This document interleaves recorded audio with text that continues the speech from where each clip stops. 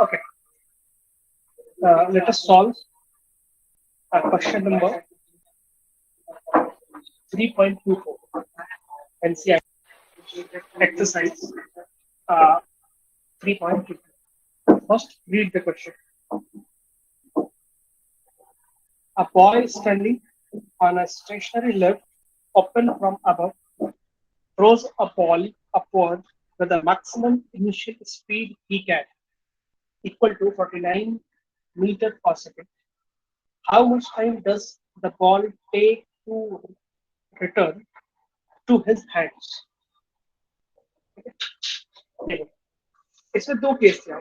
If the lift start moving up at a uniform speed of 5 meters per second, and the boy again throws the ball with uh, uh, again throws the ball up with the maximum speed he can. How long does the ball take to return to his hands?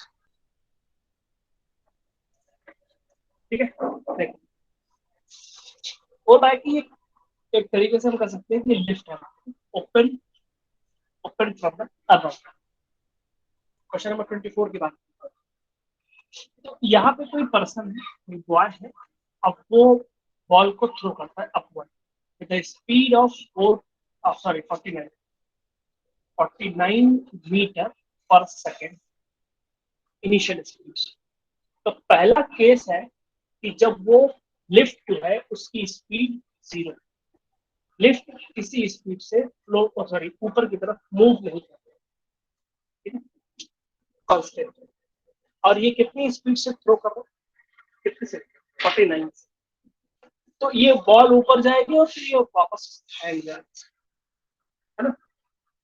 तो अगर मैं कहूँ कि velocity of ball with respect to the person और with respect to the lift, है ना, that is 49. और फिर ये बॉल रिटर्न होकर वापस अपनी जगह पे आ जाती है. तो हमारे पास एक फार्मूला है क्या, S is equal to ut plus half a t square, where s is the displacement. Okay. तो फर्स्ट केस में जब लिफ्ट मूव नहीं कर रही है तो क्या हो रहा है, देखोगे डिस्प्लेसमेंट कितना हुआ, ये ऊपर बॉल गई, ये रिटर्न होके वापस आई. ठीक है, क्या मतलब हुआ इसका कि डिस्प्लेसमेंट इज जीरो. बॉल कहाँ जा रही है बीच में, ठीक है, इससे कोई मतलब नहीं, बट हमको मतलब इससे है कि फाइनल एंड इनिशियल पोजीशंस क्या है. सुना. अब यहाँ पे initial speed of the ball with respect to the person और with respect to the lift, that is 49 meter into t, that we have to calculate plus 1/2. Ball ऊपर की तरफ जा रही है, सॉरी इनिशियल स्पीड ऊपर की तरफ है, उसको हमने अगर पॉजिटिव माना है तो एक्सेलरेशन ड्यू टू ग्रेविटी वो नीचे की तरफ होता है, वो -9.8 होता है ना. 10 भी ले सकते हैं, लेकिन चूंकि यहाँ पे 49 दिया हुआ है, इसलिए अगर 9.8 लेते हैं तो कैलकुलेशन थोड़ा इजी हो जाता है. ठीक है, अब यहाँ पे बात आती है कितना, टी स्क्वायर. आप सॉल्व करोगे तो ये 49 की हो जाएगा, 49 की इज इक्वल टू, इसको डिवाइड करोगे तो 4.9 टी स्क्वायर है ना. एक टी से टी कैंसिल हो जाएगा, 4.9 T is equal to 49, T is equal to 49 upon 4.9, that is 10 seconds. Note down. This is the case number 1.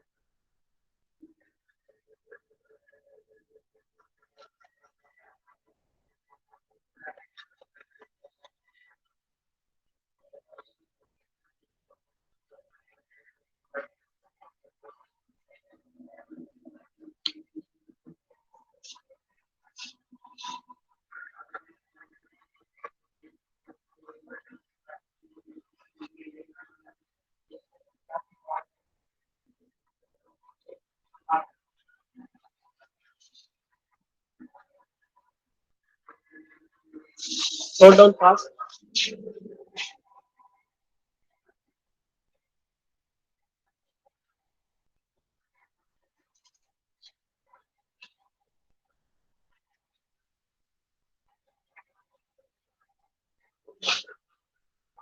Then, okay.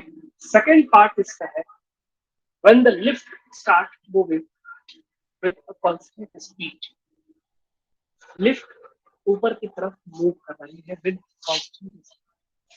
देखो मैं कहूँ कि अगर लिफ्ट जो है ऊपर की तरफ जा रही है कांस्टेंट स्पीड से, लेट अस सपोज 5 मीटर पर सेकंड लिफ्ट जा रहा है, अगर लिफ्ट 5 मीटर पर सेकंड ऊपर जा रही है तो उसके साथ साथ जो पर्सन है वो भी जाएगा, पर्सन नीचे रह जाएगा।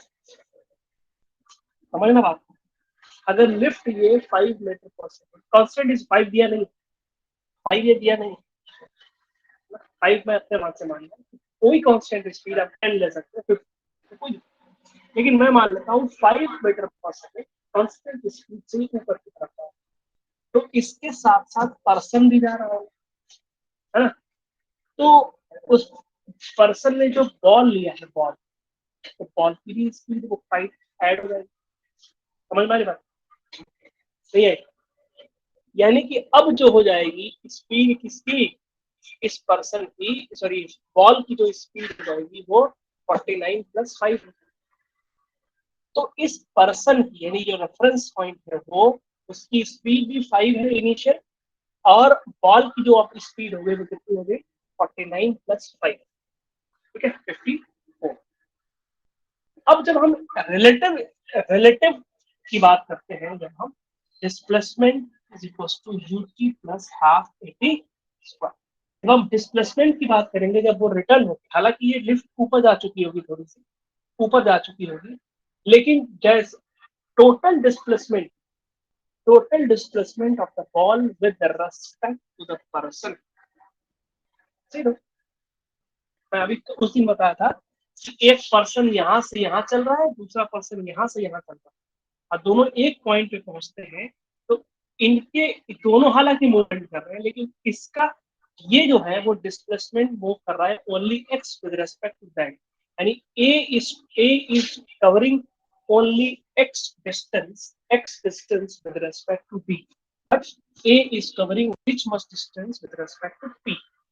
तो इसी तरीके से ये लिफ्ट भी ऊपर गई है ना, उसके साथ साथ पर्सन भी ऊपर गया है ना, तो कहीं ऊपर यहाँ पे कहीं लिफ्ट मिल रही हो है ना, तो ये बॉल ऊपर जाएगी, ऊपर ऐसे जाएगी फिर ऐसे आएगी, तो वो जो क्या नाम है कि जो बॉल है वो पर्सन के रेस्पेक्ट कितना डिस्प्लेसमेंट ट्रेवल कर रही है, अभी भी वो 0 कर रही है, और इनिशियल स्पीड जब दोनों को देखा जाए of the ball with respect to the person, of the ball with respect to the person, कितना होगा 49 + 5 - 5, ये कैंसिल हो गया, कितना हो जाएगा, इनिशियल स्पीड क्या बचेगी, इनिशियल रिलेटिव स्पीड 49 ही बचेगी, t अब plus half -9.8 T square solve करोगे तो t = 10 सेकेंड, आंसर सही होगा, आंसर सही आएगा, इसमें कोई दिक्कत वाली बात नहीं। Note down fast.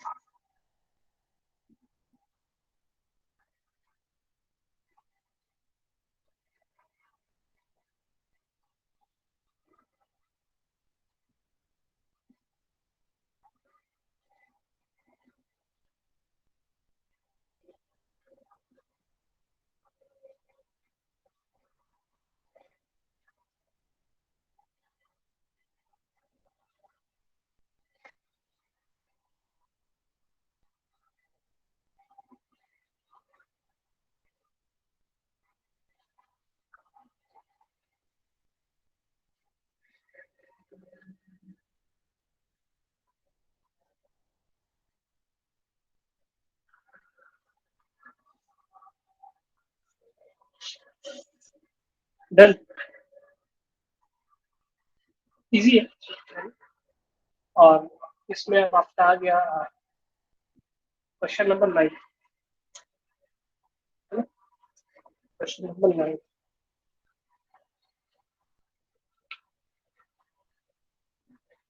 To towns A and B are connected, ये वाला क्वेश्चन तो मैं कहा रहा था, आपने करो, ये क्वेश्चन पूरी एक्सरसाइज में सबसे टफ क्वेश्चन है, ये नहीं बताऊंगा, अभी नहीं बताऊंगा, बता दूंगा, अभी नहीं बताऊंगा, ट्राई करो, अब सोल्यूशन भी मत देखना चाहिए, है ना, खुद से पढ़िए। आसान है ये, लेकिन बहुत ही लॉजिकल है। ये बस समझ में आना तो फिर इजी लगेगा, ऐसा नहीं।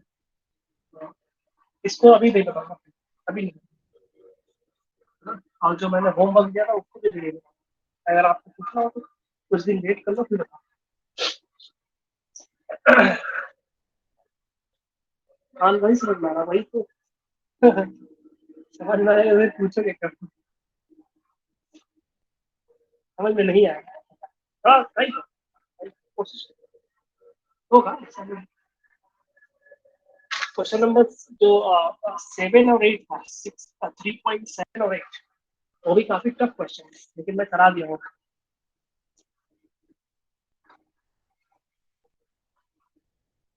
है ना। क्वेश्चन नंबर स्पेशली 8 काफी टफ था। हाँ करा दिया था, ये भी टफ है, ट्राई करो, ठीक है ना। और भी क्वेश्चन है सेंड किया है, इसको भी देख लेते हैं। स्टोन, स्टोन इज रिलीज, इसमें लिखा हुआ है a stone is released from an elevator going up with an acceleration a, the acceleration of the stone after the release। देखो कई चीजें होती हैं इसमें, इन चीजों को समझ लो, क्लियर हो जाएगी चीजें। ठीक है, पहली बात कि अगर कोई लिफ्ट ऊपर जा रही है या नीचे जा रही है, वैसे तो उसको हम बोलते हैं क्या नाम है, चैप्टर नंबर आपका चैप्टर नंबर 5 में आएगा, लेकिन फिलहाल मैं यही बताऊंगा एक्सेलरेशन के बारे में थोड़ा सा, और डिटेल्स आएगा चैप्टर नंबर 5। देखो मान लो लिफ्ट, लिफ्ट है, इस पर कोई पर्सन बैठा हुआ, अब डिपेंड करता है कि इसका वेट कितना होगा, यानी कि इस पे एक्सेलरेशन, टोटल फोर्स कितना लग रहा है। वैसे तो एक्सेलरेशन तो कुछ देखती वैसे इस पे फोर्स लग ही रहा होता है, जिसको वेट कहते हैं, कितना होता है mg। अगर ये लिफ्ट ऊपर की तरफ जाएगी, है ना, वैसे मैं लॉज ऑफ मोशन में इसको बाय द इक्वेशन करूंगा, यहाँ पे बाय लॉजिक करना, है ना।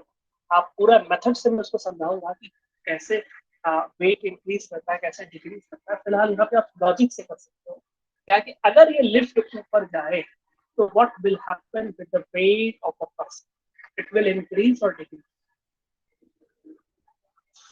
विल इट डिक्रीज और इंक्रीज, रिप्लाई फास्ट।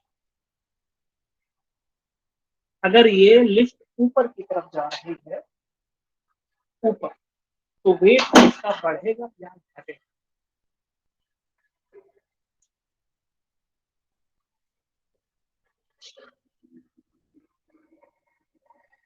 डिक्रीज करेगा, डिक्रीज करेगा।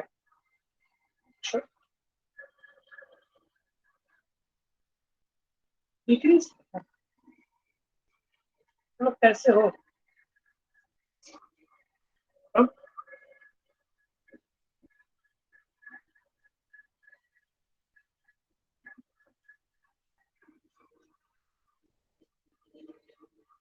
मैरी गो राउंड पे नहीं बैठे हो, ये जो झूला आता है, बैठे नहीं हो, नहीं बैठे हो, डरते हो, बैठे हो।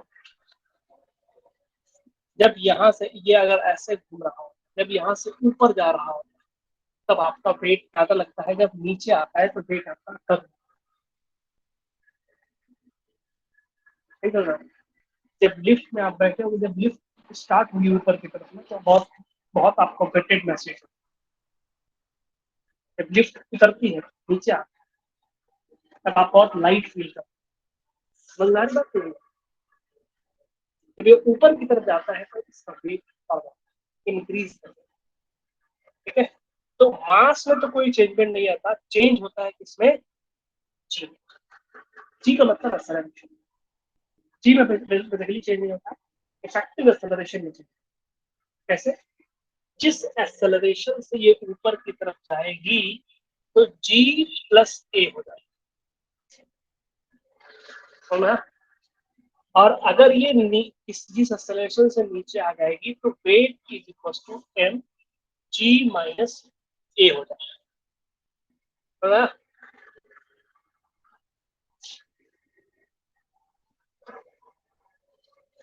Force gravitational force remains but gravitation हम लोग इक्वेशन पढ़े हैं कि F is equal to G m1 m2 upon R square, तो आर तो यहाँ पे बढ़ रहा है ना, G m1 m2 upon R square. G m1 m2 upon R square है ना। ये आर क्या हो रहा है, बढ़ रहा है, यही ना। तो फोर्स क्या करेगा, घटेगा। Yes sir. देखो दो केस है ना, चीजें आप सब समझ लोगे जब ग्रेविटेशन पढ़ेंगे, फोर्स पढ़ेंगे आपको समझ में आएगा। ठीक है, जब आप इसकी बात करते हो रेडियस, रेडियस यानी अगर इसको अर्थ मान लिया जाए, this is the radius R, और आर आपको पता है कितना होता है, 6400 किलोमीटर, 6400 किलो। बात को समझ लेना, जब बात को नोट कर दी हो तो मैं कर ही देता, पूरी बात कर देता है ना। आर इज इक्वल टू 6400, समझ ना बात। और आप लिफ्ट कितना चल सकते हो मैक्सिमम, लिफ्ट की हाइट मैक्सिमम क्या हो सकती है, 1 किलोमीटर। लिफ्ट की मैक्सिमम हाइट कितनी हो सकती है, बहुत कोई बड़ी बिल्डिंग होगी तो 100, बहुत बड़ी होगी, समझ में आता है। 800 मीटर, कितनी मीटर बढ़ती है। चलो मान लेते हैं बुर्ज खलीफा पे चढ़ रहा है ना, बुर्ज खलीफा पे चढ़ रहा है, मान लिया बहुत ऊंची बिल्डिंग। अगर अगर 2 किलोमीटर की भी होगी फॉर एग्जाम्पल, बहुत बड़ी कोई बिल्डिंग है, तो बताओ रेडियस ऑफ द अर्थ और जो आपकी लिफ्ट की जो वेरिएशन है, लिफ्ट की जो कि जो लिफ्ट का टोटल मूवमेंट की जो लेंथ है, वो कंपेरेबल है या नहीं, बोलना बात, बिल्कुल नहीं। वही बात है, देखना अब क्या है, बात कर रहे हो आर, आर इसमें कोई चेंजमेंट होगा ही नहीं, क्यों होगा, नेकलेस है। यानी अगर हम बात करें, अगर हम बात करें variation of acceleration due to gravity, जो जी की बात कर रहे हैं, जी ये स्मॉल जी, इसमें वेरिएशन होगा, होगा बिल्कुल ही, बहुत थोड़ा सा, हम कह सकते हैं it will approximately be neglected, can be neglected, बहुत ही कम होगा, आप देख लोगे। तो इसलिए हम ये वाला जो ग्रेविटेशनल फोर्स है, ये हम ऊपर जा रहे हो या नीचे आ रहे हो, या लिफ्ट में हम ऊपर जा रहे हो या नीचे आ रहे हो, अगर हम जी की बात करते हैं तो जी यहाँ पे जितनी होगी, यहाँ पे जी की वैल्यू ये अप्रोक्सीमेटली सेम है ना।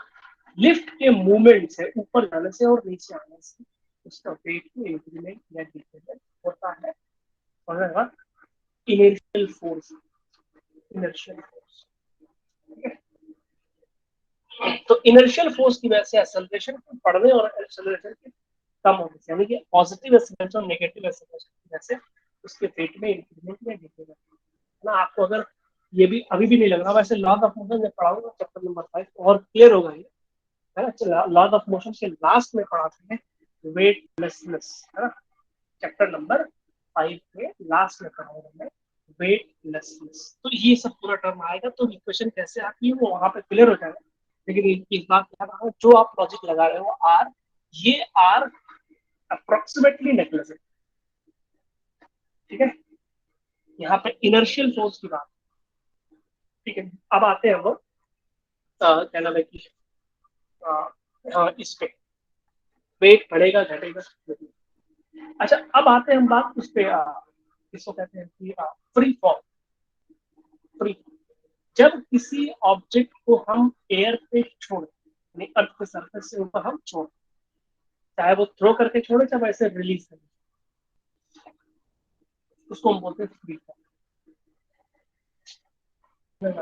Free fall. या उसको थ्रो कर दिया या उसको जैसे रिलीज छोड़ दिया जाए, तो उस पर सिर्फ और सिर्फ एक ही फोर्स होता है, that is acceleration due to gravity या और ग्रेविटेशनल फोर्स। आपको डिफरेंस पता होगा ना, gravitational force and gravity, difference between gravity and gravity. So acceleration due to gravity या Earth's gravitational force like only an Earth. ठीक है, तब क्या होगा आंसर? आपने जो क्वेश्चन अपने साइड लिखा हुआ है इसमें लिखा हुआ है stone is release from an elevator going up with an acceleration a, the acceleration of the stone after the release, before the release अगर ये ऊपर की तरफ लिफ्ट जा रही है, एलिवेटर ऊपर की तरफ जा रहा है, तो उसका एक्सेलरेशन तो जी प्लस ए हो जाएगा, जी प्लस ए हो जाएगा। लेकिन आफ्टर रिलीज की बात कर रहा है तो only and only gravity force is acting, that means the acceleration will be equal to g only. ठीक है, और वो भी डाउनवर्ड। क्लियर होगी बात? कौन गया था? सूर्यांश ना?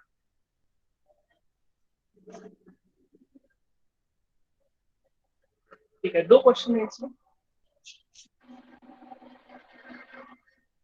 ये तो थोड़ा सा इस तरह का लॉजिकल क्वेश्चन जो हम लोग चैप्टर नंबर 5 पढ़ लेंगे उसमें और अच्छे से क्लियर है। एक और भी क्वेश्चन थोड़ा सा बड़ा है, उसको पढ़ना पड़ेगा, तो भी कर देता हूँ। और कोई डाउट है किसी के पास तो उसको मैं प्रेजेंट कर देता हूँ। वेट,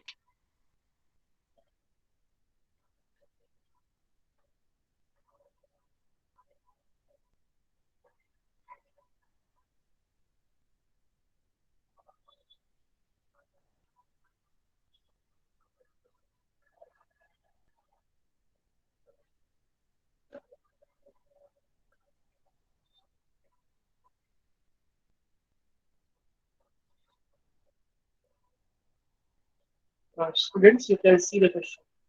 द क्वेश्चन इज, देखो 6 वाला आप देखो, पढ़ लो।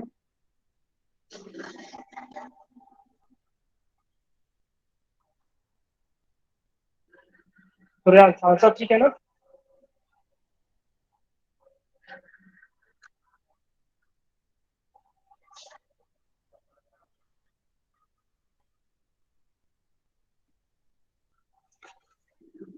ओके, अगर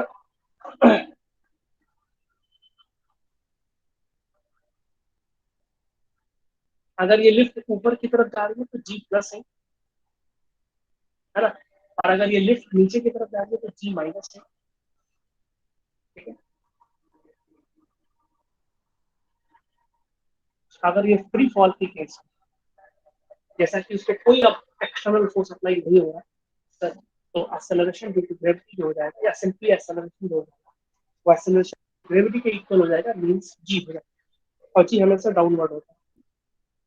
ओके, नेक्स्ट क्वेश्चन है इसमें, क्वेश्चन नंबर 7 तो लिखा हुआ कि a person standing near edge of the top of the building throws two balls A and the ball A is thrown vertically upward with B, sorry, upward and B thrown vertically downward with the same speed. The ball A hits the ground with the speed of VA and the ball B hits the ground with the speed of BB. We have, है ना, अगर किसी कोई person है वो दो ball को एक को ऊपर की तरफ थ्रो करता है और बी को नीचे की तरफ उसी स्पीड से थ्रो करता है, तो जो स्पीड होगी आपकी ग्राउंड पे वो कितनी है, तो हमको कैलकुलेट करना है।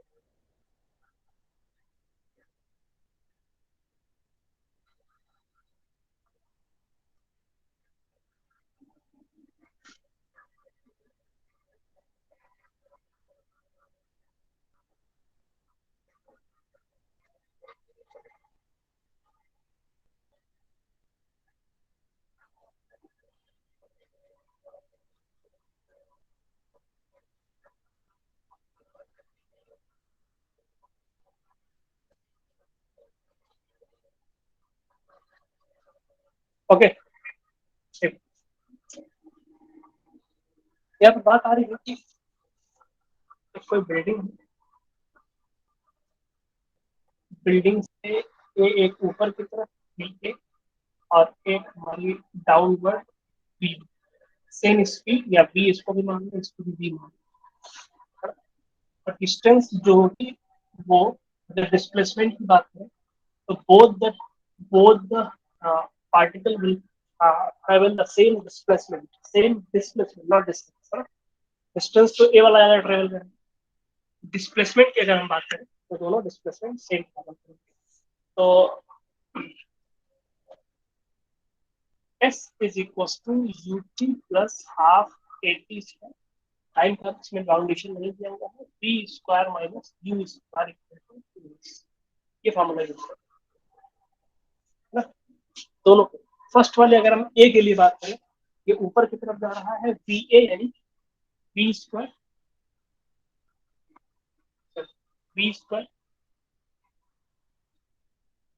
माइनस इनिशियल स्पीड ऊपर की तरफ है, सेम स्पीड जा रहा है।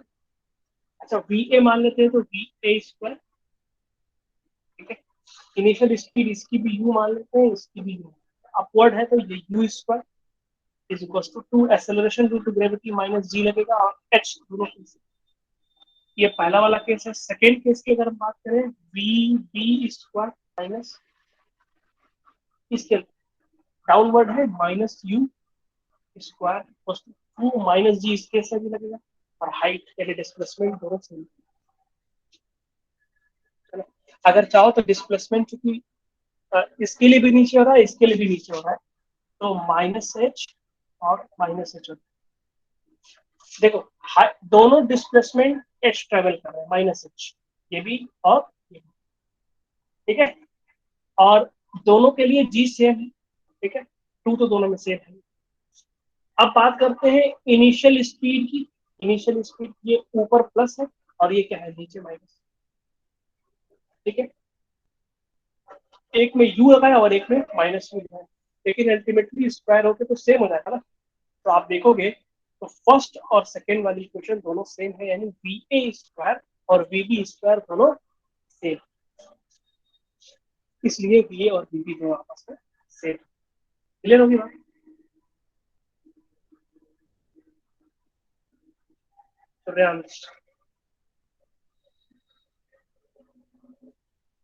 Any doubt? नो, चलो आगे चलते हैं। और कोई डाउट किसी को?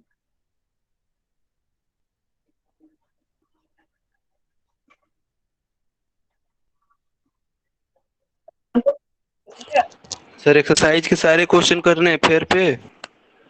सारे नहीं, मैक्सिमम जो मैं बताया वो तो कर ही लेना, उसके अलावा अगर आप जो कर सकते हो कर लेना।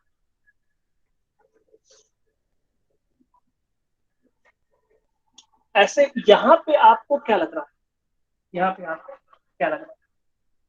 आपको यहाँ पे लग रहा होगा कि इसको हम ऊपर की थ्रो कर रहे हैं, इसको नीचे की तरफ थ्रो कर रहे हैं, अगर बी वाला पहले पहुंचे, ऐसा लग रहा होगा ना, ऐसा लग रहा होगा कि बी वाला पहले पहुंचेगा और ए वाला बाद में पहुंचेगा। लेकिन जानते हो क्या हो रहा होगा, यहाँ पे बी वाला जिस स्पीड से हम नीचे की तरफ थ्रो करेंगे, ऊपर वाला उसी स्पीड से हम ऊपर थ्रो करेंगे, ये ऊपर जाएगा जीरो स्पीड, और लेकिन यहाँ से उसकी स्पीड जब आएगी तो काफी ज्यादा स्पीड हो जाएगी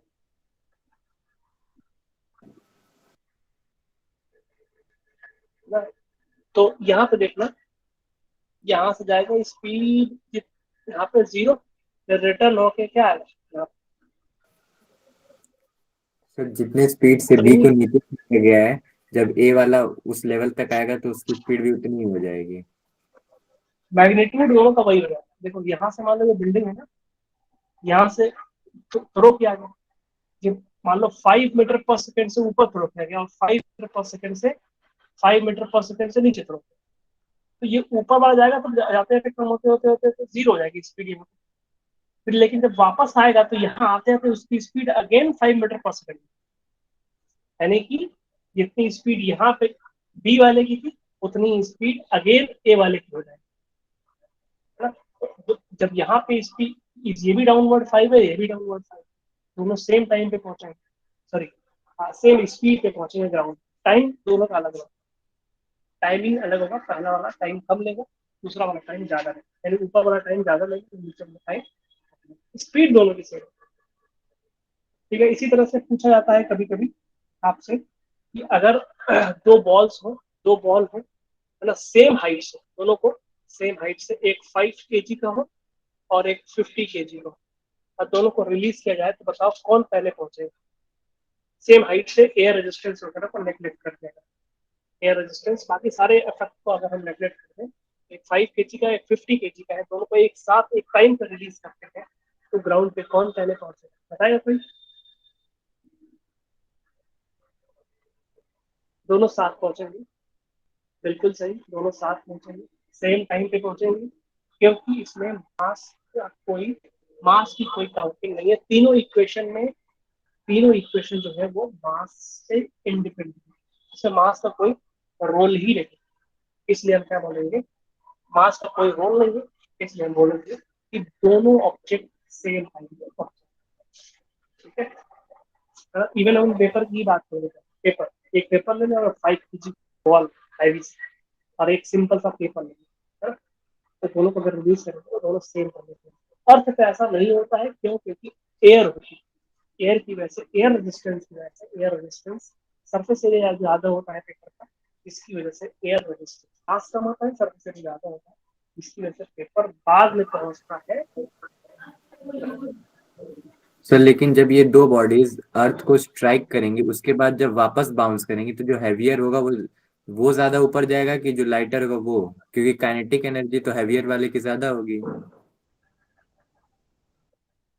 देखो, बाउंस बैक कम ज्यादा हो, कम कम होगा, वो डिपेंड करता है कि किस टाइप का मटेरियल है ना, उस पर भी डिपेंड करता है, सिर्फ हाइट पे, काइनेटिक एनर्जी पे ही डिपेंड नहीं करता है ना, वो इलास्टिक किस तरह का कोलिजन हो रहा है उस पर डिपेंड करता है, सिर्फ मास पे या सिर्फ वेलोसिटी पे डिपेंड नहीं करता है, टाइप्स ऑफ कोलिजन और टाइप ऑफ सरफेस पे भी डिपेंड करता है, बहुत सारे फैक्टर पे डिपेंड करता है। मैं सिर्फ पहुंचने की बात कर रहा हूँ, बाउंस बैक की बात नहीं कर रहा हूँ, सिर्फ पहुंचने की बात कर रहा हूँ कि टाइम, कितने टाइम पे दोनों पहुंचे, वो डिपेंड करता है। अगर बाउंस बैक की बात करते हैं कितने ऊपर तक जाएगा, तो वो बहुत सारे फैक्टर्स पे डिपेंड करता है, मास पे भी डिपेंड करेगा, यानी एनर्जी पे डिपेंड करेगा, वेलोसिटी पे भी डिपेंड करेगा, और आपका types of collision, type of surface भी डिपेंड करता है, बहुत सारे फैक्टर्स होते हैं, उसके बाद में डिटेल में जाएंगे।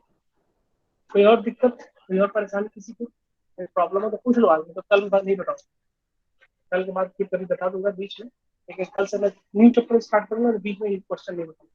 बताओ,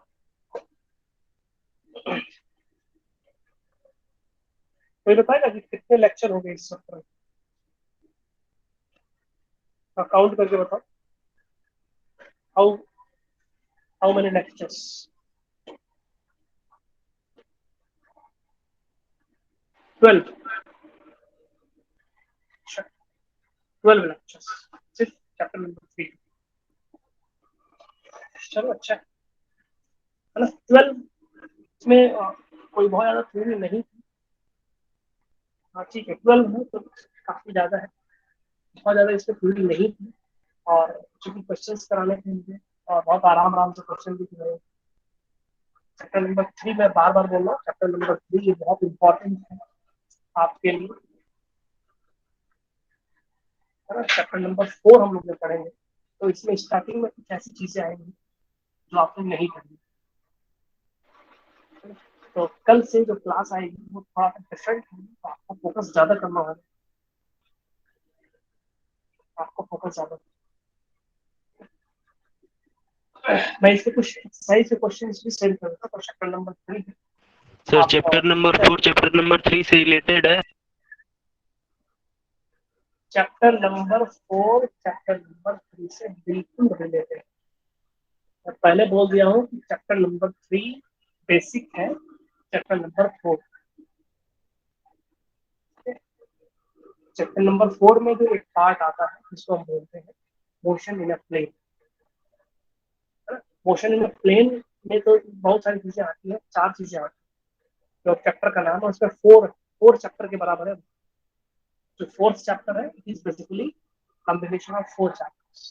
कैसे? पहला आएगा आपका वेक्टर, जो कि एक अलग चैप्टर होना चाहिए था, वेक्टर। फिर दूसरा आएगा आपका projectile motion. Projectile motion is basically one dimensional motion को ही कंबाइन करके बनाए, 2 डायमेंशनल मोशन प्रोजेक्टाइल मोशन। तीसरा है हमारा सर्कुलर मोशन, और चौथा हमारा रिलेटिव मोशन, जो कि आप पढ़ चुके हैं रिलेटिव मोशन। रिलेटिव मोशन आपने 1 डायमेंशन में पढ़ा हुआ है, रिलेटिव मोशन हम 2 डायमेंशन में पढ़ा। ठीक है, तो रिलेटिव मोशन आपने पढ़ा हुआ, कोई दिक्कत वाली बात नहीं। सर्कुलर मोशन आपने नहीं पढ़ा होगा, उससे पहले आपका जो प्रोजेक्टाइल मोशन है वो भी बहुत हद तक डिपेंड है आपका 1 डायमेंशनल मोशन। तो 1 डायमेंशनल मोशन आपका क्लियर होना चाहिए, मीन्स 3 इक्वेशंस, जो 3 इक्वेशंस है उनको अप्लाई करना आना चाहिए, और जो आपका फैक्टर है वो एकदम इंडिपेंडेंट। 4 टॉपिक्स है, बेसिकली ये 4 चैप्टर्स कहे जा सकते हैं। तो 4 चैप्टर का कॉम्बिनेशन है चैप्टर नंबर 4। चैप्टर नंबर 3 जो है वो 12 लेक्चर में जो है, तो उससे बड़ा ही है आपका चैप्टर नंबर 4।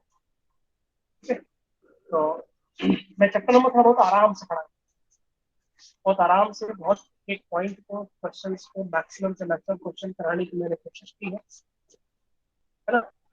तो इसलिए ध्यान रखना कि चैप्टर नंबर 4 में थोड़ा सा स्पीड ज्यादा होगी, थोड़ा सा। चैप्टर नंबर 1 से कवर कर लो भाई, कौन मना कर, मैं रोका हूँ कि नहीं करना है? हाँ, चैप्टर नंबर 1 से कवर कर लो। चैप्टर नंबर 1 क्या, चैप्टर नंबर 0 से कर लो।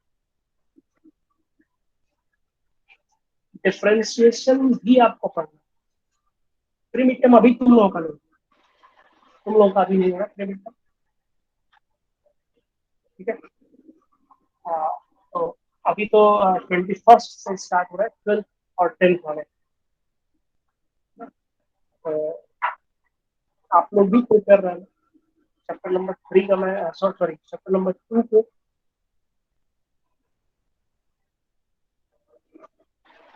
चैप्टर नंबर 2 का टेस्ट हो चुका है, चैप्टर नंबर 3 का बहुत जल्द टेस्ट होगा। लोग 2-3 दिन में प्रिपेयर करना, संडे या सैटरडे तक, सैटरडे या संडे टेस्ट ले लेते हैं।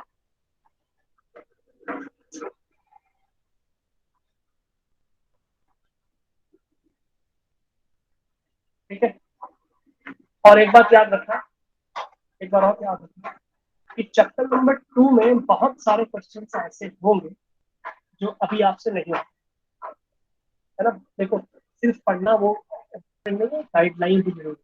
मैं आपको फिर से बता देता हूँ, चैप्टर नंबर 2 में कई सारे क्वेश्चन ऐसे होंगे जो आपसे नहीं हो पाएंगे। ठीक है, कभी कभी बच्चे क्या करते हैं कि सर ये नहीं हो रहा है, सर वो नहीं हो रहा है। चैप्टर नंबर 2 की बात करो, चैप्टर नंबर 3 के सारे क्वेश्चन हो जाएंगे, होने चाहिए। लेकिन चैप्टर नंबर 2 के सारे क्वेश्चन आप नहीं कर सकते, उसमें बहुत सारे टर्म्स ऐसे हैं जो आपके आगे आने वाले चैप्टर्स पे डिपेंड है ना। जैसे epsilon not, new not, H यानी प्लैंक्स कांस्टेंट, और भी बहुत सारी चीजें ऐसी हैं जो आप नहीं जानते। इसलिए चैप्टर नंबर 2 में कई सारे क्वेश्चंस जो कि अननोन है, जिसे हम कह सकते हैं मॉडुलस ऑफ इलास्टिसिटी, विस्कोसिटी, है ना, यंग मॉडुलस, ये सब सारी चीजें आप नहीं जानते, जबकि आने वाले चैप्टर्स में आप समझोगे तो आप फिर वो क्वेश्चन कर सकते हैं। तो चैप्टर नंबर 3 के आप सारे क्वेश्चन कर सकते हैं, नो प्रॉब्लम, करना, ट्राई करना। नहीं आएगा तो मुझे व्हाट्सएप पे सेंड कर दें, है ना। बहुत अच्छा क्वेश्चन लगेगा मुझे कि हाँ आपका क्वेश्चन है, आप जेन्युइन है और आप पूछना चाहते हो, तो बिल्कुल मैं कभी एक्स्ट्रा क्लास में लूंगा संडे। इसमें कुछ स्टूडेंट ऐसे हैं जो कॉम्पिटिटिव एग्जाम के लिए प्रिपेयर कर रहे हैं।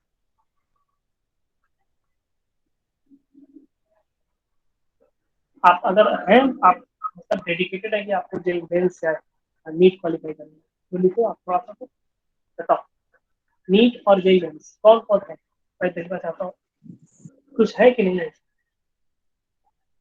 Who is preparing for NEET and who is for JEE mains? आप नीट और जेई मेंस लिखो, मैं समझ जाऊंगा।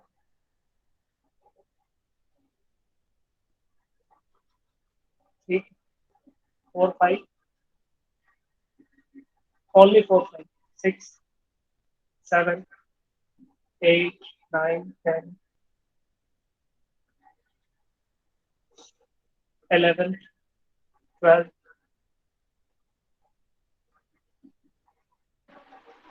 only 12 बहुत अच्छा है। मैं सोच रहा हूँ तुम लोग की एक्स्ट्रा क्लास है 1 घंटे, उसमें सिर्फ कंपटीशन के क्वेश्चन है, कॉम्पिटिटिव एग्जाम्स एक्स्ट्रा रहेगा,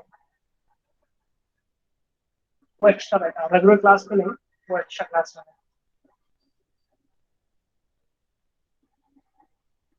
है ना। जब तक स्कूल नहीं खुला हुआ है तब तक तो कर ही सकते, स्कूल जब खुल जाएगा थोड़ा सा देखे अगर रात को खुला जाए, है ना। मैं सोच रहा हूँ कि बीच में इसी टाइम पे या वीक में वन टाइम ही कर सकते, या कभी कभी बीच बीच में कभी कभी शेड्यूल इवनिंग में या संडे को जब भी आता है, तो उनके लिए बस फालतू लोगों के लिए, हाँ, फालतू के लिए बिल्कुल सबको आने की जरूरत नहीं है। 5 to 10 स्टूडेंट्स आ गए तो डेडिकेटेड हो कि हमको करना है, तो मैं कुछ गाइड करूंगा आपको बिल्कुल, हम लोग कुछ करेंगे उसके कुछ कॉम्पिटिटिव एग्जाम से कोशिश करेंगे, ऑब्जेक्टिव है ना, मैं पहले सेंड कर दूंगा आप क्वेश्चंस ऑब्जेक्टिव, और ऑब्जेक्टिव क्वेश्चंस आप सॉल्व कर, नहीं आएगा तो वन बाय वन करके हम लोग सॉल्व करें नीट के लिए, हाँ कॉम्पिटिटिव का मतलब दोनों के लिए, नीट और जेईई में सेम, कॉम्पिटिटिव दोनों के लिए।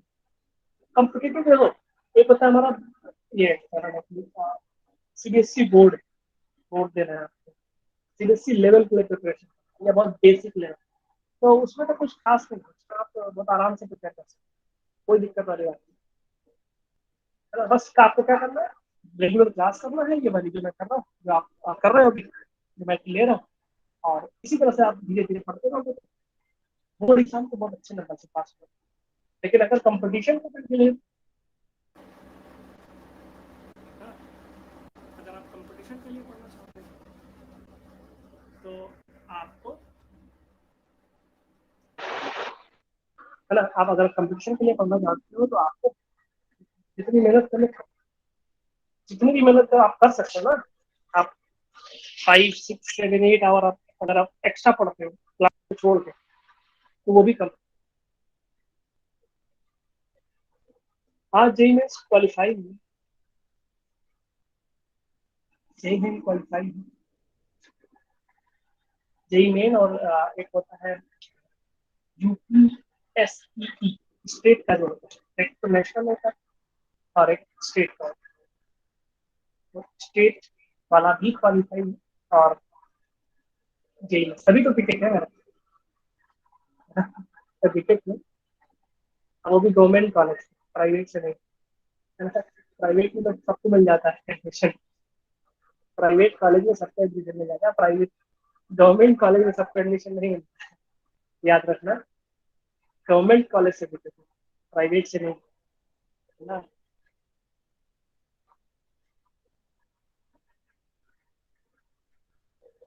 सेल्फ स्टडी के लिए देखो, पहली बात तो ये है कि अच्छा एक काम करो, सबसे पहले आपको आ, वो कर दो, अटेंडेंस लगा लो, मैं रिकॉर्डिंग स्टॉप कर दो, छोड़ के जाना नहीं, अभी रुको मैं थोड़ी देर बता दूंगा, 5 मिनट लगेगा, 5 मिनट्स, अटेंडेंस लगा लो सब अपनी, 5 मिनट लूंगा आपका, बात आ गई तो बताइए।